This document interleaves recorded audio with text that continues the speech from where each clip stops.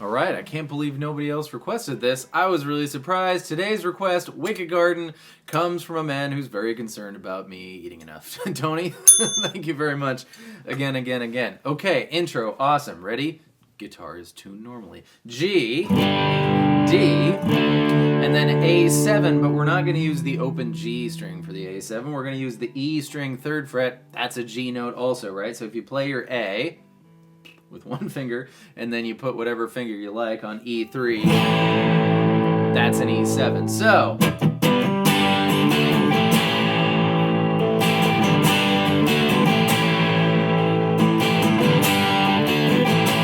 and then the last one's a little unclear whether it's that A7 or just a regular A, doesn't matter, or you could have fun with it and go like that other guitar does in the recording, which is to say bring your A shape up to the 14th fret.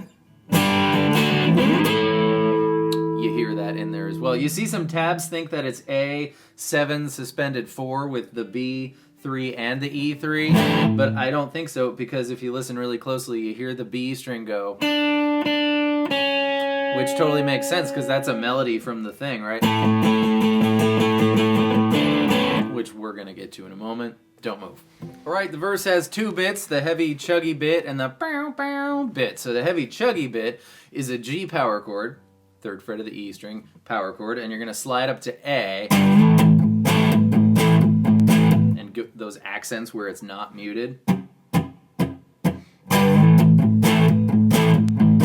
And now here, I like to give 2 up strums from the B string up, because you hear the open B and the open G strings on the way back down to G. That was a little too much open B and open G, but here.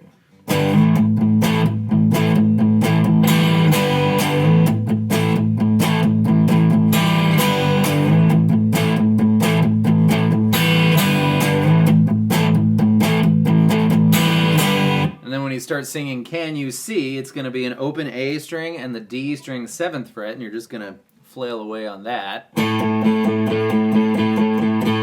And then you grab the, I'm using my middle finger because then you're going to grab the G string 7th fret and it's going to go down to 6, and that's the which happens on the 1st and the 3rd time, not the 2nd and the 4th time. So it's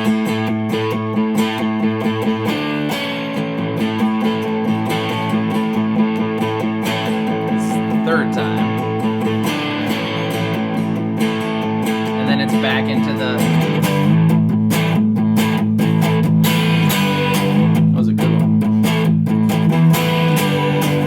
that was downs and it worked. I guess downs works just as well. All right, next part. Only 2 parts to go. Half done already. Awesome. Okay, F sharp power chord, and it's gonna come out of your, you know.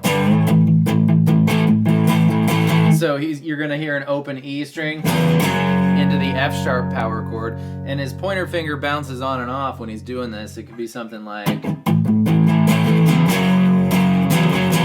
then up to D, like a D power chord, so no E string 2nd fret. And then, this is a D power chord, by the way, and then a B power chord, and same thing with the pointer finger.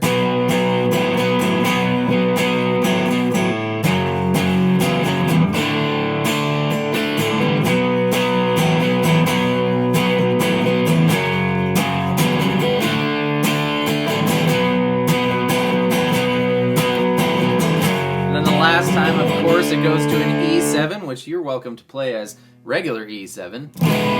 You could add your other D here on the B string 3rd fret. That would make it an E super 7 in my book. Not an actual musical term. But I think the one Dean plays is A string 7th fret, D string 6th fret, G string 7th fret, and then pinky all the way up to the B string 9th fret. That's not so tricky if you get to this shape first. This shape, by the way, is always a 7 shape, because check it out.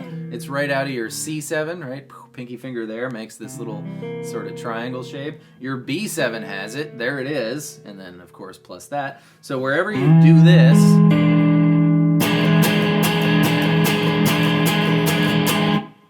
it's a 7 chord. The last part, the post-chorus. We're going to do our G power chord, and it's going to go, so 3rd fret, right? 3, 3, 2, 3, 2, 3, 5, 5, and and then there's a little walk up on the E string, so abandon your E string, but keep this, because as you move back down to F sharp, you're going to go open, 2, 3, 2, 3, 2, 3, 5, 5, and on the even numbered times, instead of the ba-ba, it's just... So, nice and slow.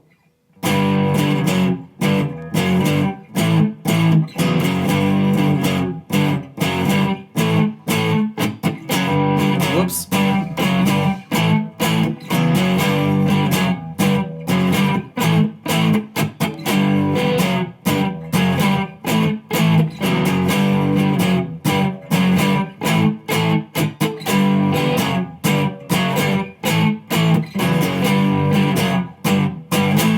Is the very last time.